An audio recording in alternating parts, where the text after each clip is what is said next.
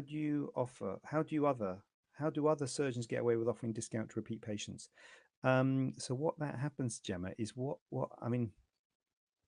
It's interesting. This I wrote about this in my book because this happened to me. You see, what happened? I had a situation. Oh, I don't know if I want to get into this. It's a bit of a long story, but anyway, I saw an accountant. They sent me a letter, and anyway, I had this thing, and this accountant came to see and said, "Oh, I want to be your accountant," and all this thing. And he said, "I'll do a free thing where you talk to you for ages." And he talked to me for ages.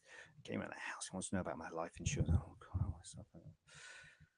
And then he wanted to come back another day, and he came back another day, and I was here for ages and ages, and then eventually left, and I'm about to go to the cinema with the kids, and I was thinking, I'm going to be late for the cinema. Oh, God, come on, man. It's the second day he's been here and he left, and made me sign all these forms, and I didn't really feel comfortable with that. It's all a bit, oof.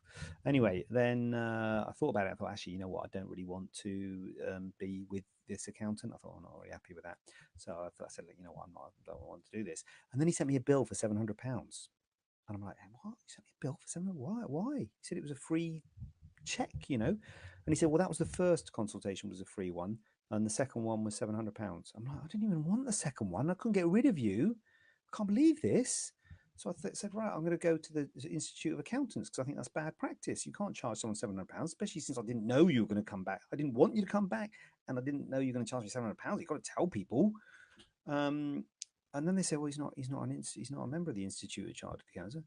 I'm like, what? I mean, he's an institute. I mean, I don't be libelous to say what he was in. I can't remember now, but the Institute of Financial Advisors or something. I don't know what he was. The Institute of something. And it turns out there are two institutes. I can't remember what they were now. It's like the Institute of Chartered Accountants and the Chartered Accountant Institute or something. There's two official sort of things for chartered accountants, and there's all other things which. So if they're not a member of the proper institutes of chartered accountants, you haven't got anywhere to go to sort of complain. They're just like a member of the public, really. The point I'm trying to make, the point I'm trying to make is that it's the same for plastic surgeon. There's two. There's BARPS and BAPRAS. Those are the two associations. You have to be a fully trained plastic surgeon to be a member of those associations.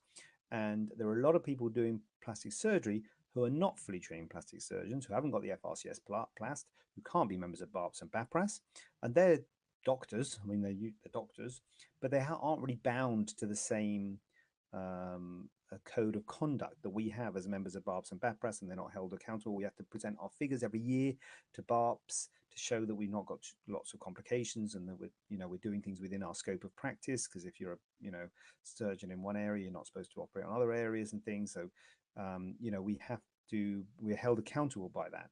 If you're not a member of those associations, you're not held accountable. So you can you can say £500 off if you book this month. What did you say? Discount to repeat patients. Come back. We'll go give you a special offer and all that sort of stuff. Because if they're not members of BARPS and BAPRAS, they're not accountable to that code of conduct.